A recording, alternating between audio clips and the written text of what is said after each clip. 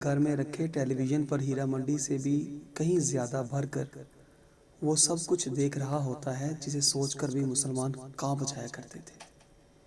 بوس و کنار، تھرکتے بدن، ننگے جسم جب اپنی ماں، بہن، بیوی اور بیٹی کے ساتھ بیٹھ کر دیکھتا ہے تب نہ جانے کہاں اس کی جوش غیرت دفن ہو جاتی ہے۔ مجال ہے کہ ایک لمحے کے لیے بھی اس بغیرت، بے حیا اور بے حس کو ہوا کا جھونکا چھو کر بھی گزر جائے۔ آج شرم و حیا کے نعرے اور دعوے فقط لفظوں تک رہ گئے، جبکہ سراپا جسم کافروں کی تعلیم پا کر چیخ چیخ کر بتا رہا ہے کہ نہیں نہیں، میں پیکر مسلم نہیں، پیکر اغیار ہوں۔ جدید تعلیم یافتہ طبقہ جا بجا بے حیائی اور بے غیرتی اور بے شرمی کی منظر کشی پیش کرتا ہوا سرعام دکھائی دیتا ہے۔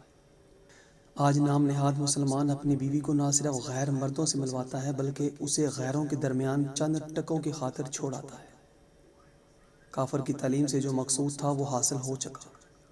آج اسکول و کالج کی پڑھی لکھی عورت کہلوانے والی درزی کو بدن کا سائز دیتی ہے، انڈر گارمنٹس خود خرید کر لاتی ہے، picnic, hotelling, fashion shows, model girl, dance, charity race, mother day, father day, teacher day, rose day, Valentine day, نت نئے سیر سپاٹوں میں بدمست۔ آج کی قوم، آج کے مسلمان غیرت ایمانی کے جنازے نکال کر خود کو اسلام کے داعی بھی کہلواتے ہیں۔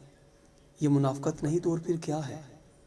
منافقت اور کس کا نام ہے؟ کافروں کی تعلیم کا زہر جیسے جیسے رگوں میں اترتا چلا جا رہا ہے ویسے ویسے مسلمان آج دین اسلام کی تعلیمات سے بیزار، بے حیا اور بے شرم بن کر کے دامن اسلام چھوڑتے چلے جا رہے ہیں۔ دنیا کی لالچ، جینے کی تمنا اور ہوس شیطانیت نے انہیں مسلمانیت تو بہت دور کی بات کافروں کی صفوں سے بھی نکال باہر کیا ہے، اور منافقین کی اولین صفوں میں کھڑے صاف دکھائی دیتے ہیں۔